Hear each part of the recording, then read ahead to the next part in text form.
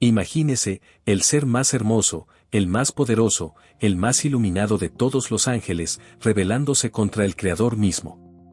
Lucifer, el príncipe de la luz, transformado en el príncipe de las tinieblas. ¿Cómo sucedió esto?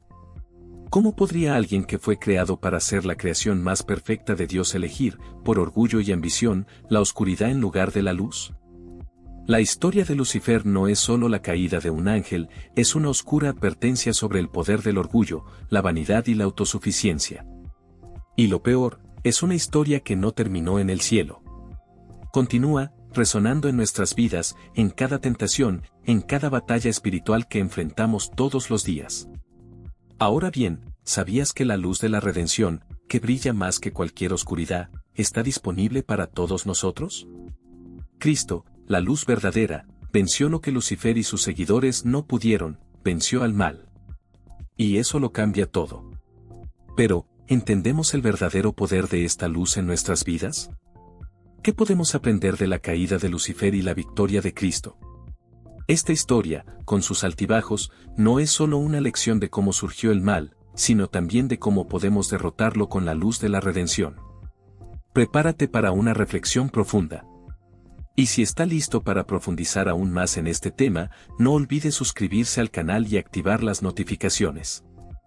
Porque lo que viene te sorprenderá y no querrás perderte ningún capítulo de esta historia de transformación. Imagina un ser tan impresionante que, al mirarlo, sentirías una mezcla de asombro, reverencia e incluso un poco de miedo. Ahora, imagina que este ser no es humano, sino una criatura celestial, creada por Dios, de un poder y una belleza inimaginables. Este ser, que exudaba luz y poder, era Lucifer, el ángel más perfecto que Dios jamás había creado. Lucifer no era como ningún otro ángel, él era especial. Fue esculpido a la perfección, como la más magnífica de las obras de arte. Su inteligencia y belleza eran incomparables. Tenía un aura única, casi imposible de describir con palabras. Su brillo era como el de una estrella titilando en el cielo nocturno, y todos a su alrededor sentían que poseía algo raro, una conexión profunda con el Creador. En el cielo, él no solo dirigió, sino que fue el ejemplo para todos los demás ángeles. Si existió un ser perfecto, ese ser fue Lucifer. Era, en cierto modo, el favorito de Dios, elegido para ser líder, alguien que estaba más cerca de la perfección que cualquier otra criatura. Lucifer tenía un gran propósito, ser el mensajero de Dios, el guardián de la sabiduría divina, alguien que mostrara a los demás la grandeza del Creador. No solo ordenó a los otros ángeles, sino que los inspiró. Su papel era guiar el cielo con gracia y pasión, guiando a todos en la adoración al Dios que los creó. Él era la estrella de la mañana, el líder del coro celestial, y su voz se elevaba como un faro de alabanza, iluminando los corazones de los demás ángeles. Su belleza y sabiduría eran un reflejo directo de Dios y todos lo admiraban profundamente. Pero incluso en su perfección, algo empezó a cambiar, casi imperceptiblemente, en lo más profundo de su ser. Algo empezó a crecer en su interior, una idea, una semilla que sería el comienzo de su perdición. Pero, en ese momento, nadie podría haber imaginado que el más hermoso de los ángeles pudiera caer desde tan alto. Con el tiempo, algo sutil comenzó a formarse dentro de Lucifer. Aunque era el ser más perfecto creado por Dios, algo en su corazón empezó a alejarse de la humildad que lo definía. Al principio, fue un pensamiento fugaz, una simple pregunta, ¿y si mi luz pudiera brillar aún más? ¿Y si yo, que soy tan grande, ya no necesitara servir a otro? ¿Y si finalmente pudiera ser el centro de todo?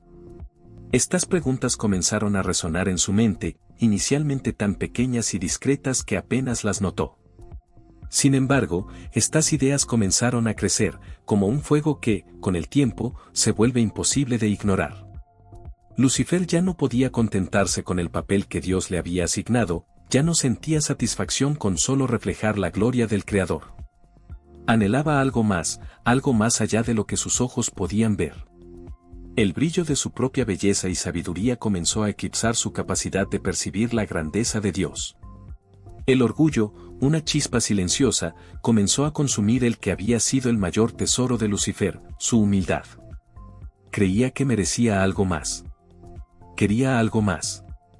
Mientras el cielo todavía estaba en armonía, algo estaba cambiando dentro de Lucifer. Su comportamiento ya no era el mismo, se volvió más introspectivo, más distante. Sus ojos, antes enfocados en la adoración y la alabanza, ahora parecían mirar dentro de sí mismo, buscando respuestas que no estaban allí. Otros ángeles, que antes lo habían seguido con devoción, comenzaron a notar este cambio.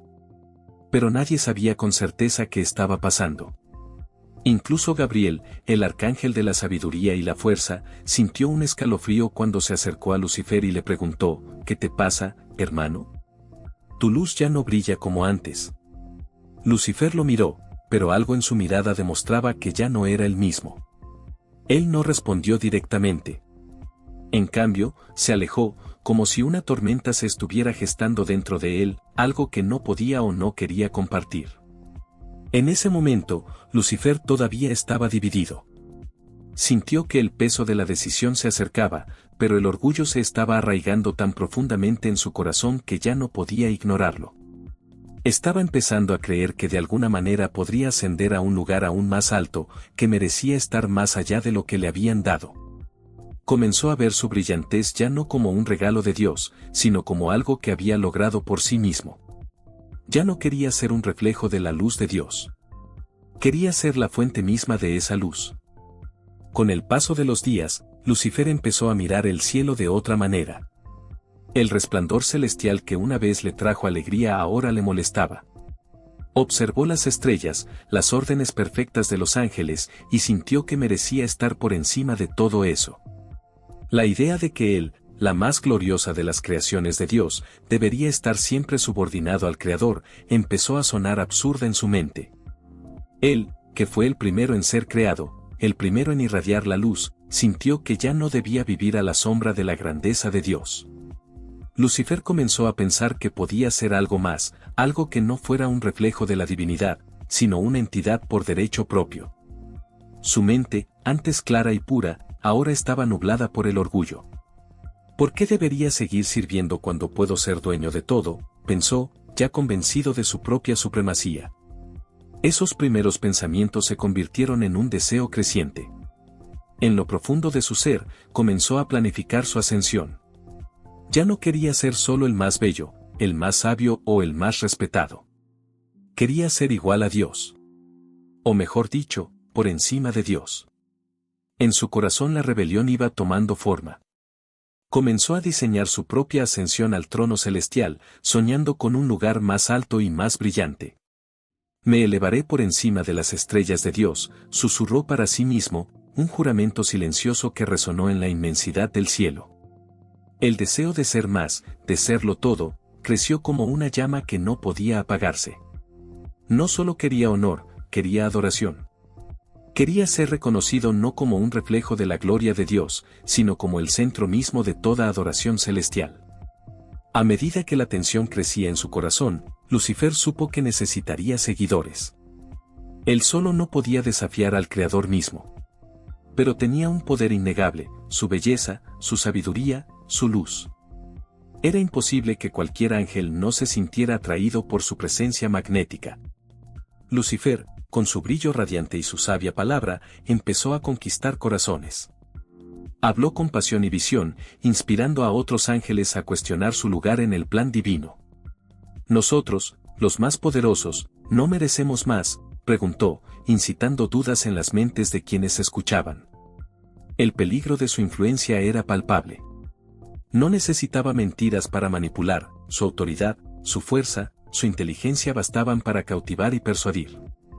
Algunos de los ángeles, cegados por su grandeza, comenzaron a cuestionar su propia lealtad.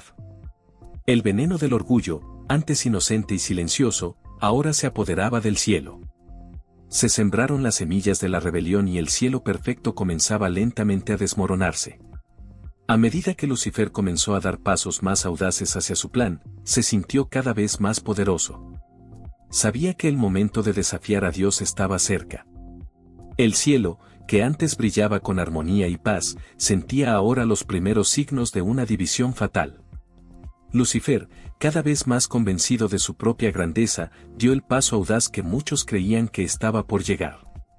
Ya no se contentaba con ser el más brillante de los ángeles, quería ser el Señor de todo, el centro de la creación. Comenzó a organizar a sus seguidores, aquellos ángeles que, como él, sentían que el orden divino no era justo, que su gloria debía ser reconocida como superior. Con un fervor nunca antes visto, Lucifer habló a sus seguidores. Los convenció de que Dios los estaba restringiendo, que había algo más grande esperando, algo más allá de la perfección del cielo. ¿Por qué seguir sirviendo cuando podemos gobernar?, exclamó, su voz llena de carisma y certeza. Pintó un cuadro de un cielo nuevo, donde él sería la figura central, gobernando con los ángeles más poderosos a su lado. Los que dudaban empezaron a convencerse. Poco a poco fue creciendo la legión de seguidores de Lucifer, formada por ángeles que, tocados por el veneno del orgullo, ahora se veían iguales a Dios, si no superiores a él. El shock estaba a punto de ocurrir. En el momento más crítico, Lucifer ya no pudo ocultar su intención de desafiar a Dios. Se puso en directa oposición al Creador, proclamando que su gloria era digna de ser exaltada sobre todas las cosas. Dijo con ardiente convicción: me elevaré por encima de las estrellas de Dios, haré que mi trono sea igual al del Creador. Ya no serviré más, pero gobernaré. Y así, el cielo, que alguna vez fue un lugar de armonía y reverencia, ahora se convirtió en un campo de batalla espiritual. Los ángeles fieles, los que todavía creían en la bondad y soberanía de Dios, se dieron cuenta de la gravedad de la situación. Entre estos ángeles estaba Miguel, el arcángel, el defensor del Creador. Michael, con su lealtad inquebrantable, no dudó ni por un segundo que Dios era digno de toda alabanza y adoración. Sabía que la rebelión de Lucifer no era solo una cuestión de orgullo, sino una amenaza al orden mismo del universo. Miguel, con una fe inquebrantable y una fuerza que nada pudo sacudirlo, dirigió a los ángeles fieles en la lucha contra la rebelión. La batalla en el cielo ha comenzado. Fue una guerra de ideales, una batalla entre la humildad y el orgullo, entre el amor y el egoísmo. Lucifer y sus seguidores lucharon no solo por un trono, sino por algo más profundo, la destrucción del orden divino que había sido establecido por Dios. Con su belleza y sabiduría, Lucifer parecía tener todas las posibilidades de prevalecer. Pero Miguel, con su fe pura, sabía que la verdad y el bien siempre prevalecerían. No luchó por sí mismo, sino por la voluntad divina, por el plan mayor de Dios. La lucha en el cielo no fue solo una guerra física, fue una batalla espiritual, una lucha por el alma del universo mismo. Con cada golpe, con cada grito, el cielo parecía temblar, pero la luz de la verdad y la bondad permanecía firme. El triunfo de Miguel, más que una victoria física, fue una victoria espiritual. El orgullo de Lucifer y su seducción, por fuertes que sean, no pudieron resistir la fuerza de la verdad. Cuando finalmente se decidió la batalla, la caída de Lucifer fue devastadora. Él y sus seguidores fueron derrotados, desterrados del cielo a un lugar de oscuridad eterna. La caída de Lucifer fue como un relámpago, rápida y fulminante, arrancándolo de la presencia de Dios y de la luz celestial. Los ángeles que lo seguían también fueron arrojados con él, cayendo como estrellas del cielo, hundiéndose en el abismo de la destrucción. El paraíso celestial, que una vez estuvo inmerso en paz, ahora estaba marcado por el recuerdo de esta traición, una marca indeleble que nunca se borraría. Después de la caída de Lucifer, el cielo ya no sería el mismo. Lo que alguna vez fue un lugar de pura armonía y luz ahora se ha convertido en un oscuro testimonio de la rebelión del orgullo. La majestad celestial, que reflejaba la bondad y perfección de Dios, había quedado empañada por la traición de Lucifer y sus seguidores. El universo pareció, en cierto modo, sentir la ausencia de aquellas presencias luminosas, y la paz del cielo fue sustituida por una tensión invisible que se extendería por todo el cosmos. Pero la mayor tragedia no estuvo en el cielo. El verdadero dolor llegaría a la tierra, un mundo recién creado destinado a ser el hogar de la humanidad. Como Dios le había dado al hombre libre albedrío, sabía que las consecuencias de esta caída resonarían a través de los siglos y afectarían a todas las generaciones venideras. El reino celestial, que Lucifer había corrompido, ahora se cernía sobre la creación, como una nube oscura que se extendía sobre lo que debería haber sido la perfección del mundo material. En el momento de la rebelión, Lucifer, ahora conocido como Satán, no desapareció para siempre, sino que fue arrojado a un lugar de oscuridad donde su influencia seguiría existiendo, ahora con una nueva misión: corromper y distanciar a la humanidad de su Creador. Con su astucia y su poder, se convirtió en el príncipe de las tinieblas, destinado a sembrar discordia, tentación y pecado en los corazones de los hombres. Su caída no fue solo una pérdida de posición en el reino celestial, sino un cambio radical en su naturaleza. Ya no era un ser de luz, sino un enemigo implacable del bien, de la verdad y de la pureza. Y fue en el jardín del Edén, el primer y más hermoso lugar creado por Dios, donde Satanás encontró la oportunidad para comenzar su plan de destrucción. La humanidad, recién creada a imagen y semejanza de Dios, era inocente y pura, pero también poseía el libre albedrío que Dios le había dado como don. El hombre y la mujer eran perfectamente capaces de elegir el bien, pero elegir el mal también era una posibilidad real. Y Satanás lo sabía. Sus pasos por el Edén fueron silenciosos, sus palabras tan suaves como el viento que pasaba entre los árboles frutales. Se acercó a Eva, la primera mujer, con promesas de conocimiento y poder. Él le ofreció una visión retorcida de libertad, algo más seductor que cualquier cosa que hubiera conocido alguna vez. Dios sabe que el día que comas del fruto prohibido, tus ojos se abrirán y serás como Dios, conociendo el bien y el mal, dijo, con una sonrisa que escondía un veneno mortal. Eva, cautivada por la idea de lograr algo más, de trascender lo que sabía, empezó a dudar. Miró la fruta y, por primera vez, lo que antes estaba prohibido ahora parecía ser la clave de un nuevo poder, de una nueva forma de ser. Lo que Satanás había hecho era simple pero devastador, plantó la semilla de la duda en su corazón. No obligó a Eva a pecar, él la había guiado, manipulado sus emociones, le había mostrado que desafiando a Dios podía ser más de lo que era. En el momento en que Eva tomó el fruto y se lo ofreció a Adán, se consumó el acto de desobediencia que sacudiría los cimientos del universo. Lo que siguió fue una reacción en cadena que no pudo detenerse. La humanidad quedó marcada por la decisión de Eva y Adán, y el pecado entró en el mundo. La pureza del Edén fue destruida y la presencia de Dios se retiró de ellos.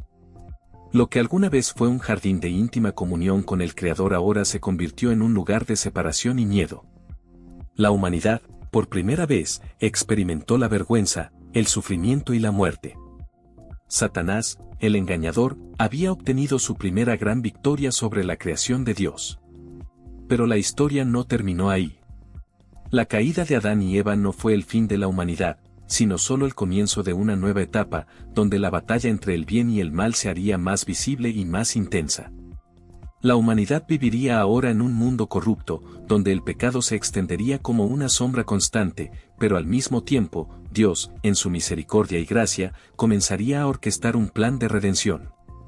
Después del error de Adán y Eva en el Edén, el mundo parecía haberse perdido irremediablemente.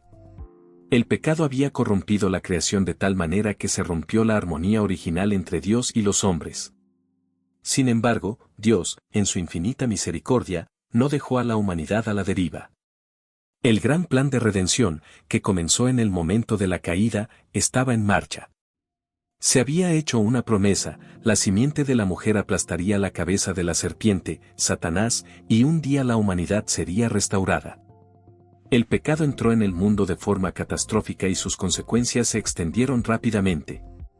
Las relaciones humanas quedaron marcadas por la envidia, los celos, la ira y pronto el asesinato, cuando Caín, hijo de Adán y Eva, mató a su hermano Abel en un acto de odio. El sufrimiento y el dolor se extendieron por la tierra como una mancha que no se pudo borrar. Pero incluso en medio de esta destrucción, Dios no abandonó a sus hijos. Empezó a trabajar en la creación de hombres, preparando el escenario para algo mayor. Con el tiempo, Dios levantó líderes y profetas que, cada uno a su manera, señalaron algo grande que estaba por venir. Sin embargo, la humanidad siguió alejándose de Dios. Sus corazones se estaban endureciendo y el pecado parecía volverse más fuerte, más seductor y más omnipresente. Era como si, a cada paso, los hombres cayeran más profundamente en el abismo, sin saber cómo salvarse. Y fue entonces cuando, en el momento más inesperado, sucedió algo increíble. Dios, que había visto el sufrimiento de su pueblo y que sabía que la humanidad no podía salvarse sola, tomó una decisión radical y transformadora. Se hizo carne y habitó entre nosotros. El Verbo se hizo carne y habitó entre los hombres. Esta fue la encarnación del Hijo de Dios, Jesucristo.